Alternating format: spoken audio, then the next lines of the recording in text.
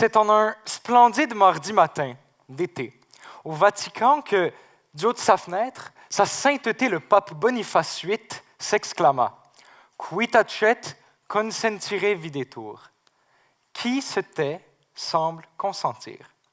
L'expression ainsi née fut par la suite inscrite dans le dictionnaire de l'Académie française de 1762. Sa version la plus récente, vous la connaissez, « Qui ne dit mot consent ». Le sens de l'adage est resté tout aussi limpide. Selon le dictionnaire Usito de l'Université de Sherbrooke, l'expression signifie que se taire équivaut à donner son accord. Je comprends qu'on puisse se sentir un peu perplexe quand, d'un ton savant, notre interlocuteur nous sort « qui ne dit mot consent ». L'expression a de quoi nous faire perdre nos repères. On sait que oui c'est oui, non c'est non. Mais là, ni oui ni non c'est oui, donc oui n'est ni oui ni non. Donc oui n'est pas oui, mais oui n'est certainement pas non, que je le rappelle est non. Ça n'a pas de sens. Que quelqu'un ramène le pape Boniface VIII, il nous doit une explication. Mais en fait, ce dicton est très loin d'être une fausse logique s'il est mis en perspective avec notre réalité. Qui ne dit mot consent? Je veux bien évidemment parler de... Non, pas du mouvement MeToo, mais félicitations, ce n'est pas faute d'avoir essayé de devancer mes propos. Qui ne dit mot consent?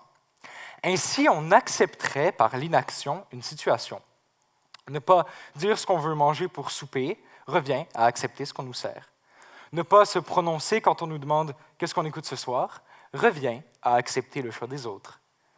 Ou bien, sujet tout à fait moins important, ne pas aller voter revient à accepter le résultat des élections. Usito nous indique qu'une démocratie, c'est un régime politique au sein duquel l'ensemble des citoyens, considérés égaux, exercent la souveraineté et que c'est ainsi qu'est gouverné l'État. Autrement dit, chaque citoyen québécois et canadien participe à l'exercice de la souveraineté. Et nous sommes donc tous responsables de la légitimité du pouvoir en place. Mais à quoi donc ont participé le tiers des Québécois qui se sont abstenus aux dernières élections provinciales? À quoi donc ont participé le quart des Canadiens, dont la moitié des 18-24 ans, qui se sont tus aux élections fédérales de 2021? Est-ce à dire que tout ce beau monde accepte unanimement les résultats? Après tout, qui ne dit mot consent? Élection après élection, on remarque une tendance au désintéressement démocratique au sein de notre population, tant au fédéral qu'au provincial, mais surtout chez les plus jeunes. 40% des jeunes âgés entre 15 et 30 ans déclarent ne pas être intéressés par la politique. La statistique est d'environ 26% pour les 47 ans et plus. Se peut-il que nous soyons ceux que l'avenir du Québec intéresse le moins? Sommes-nous l'anti-Coalition Avenir Québec? Paradoxal, car c'est surtout nous, les plus jeunes électeurs, qui sommes le plus concernés par ce qu'adviendra demain. Et c'est nous qui nous abstenons le plus. Mais comment nous en vouloir?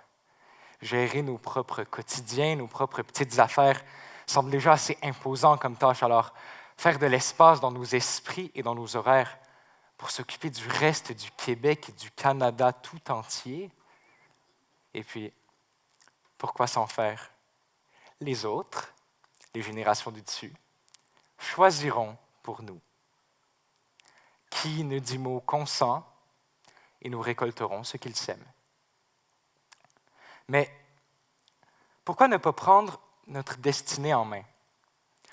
Devenons capitaine du navire politique et agrippons fermement le gouvernail. Car inéluctablement, nous sommes ceux qui passeront le plus de temps à bord.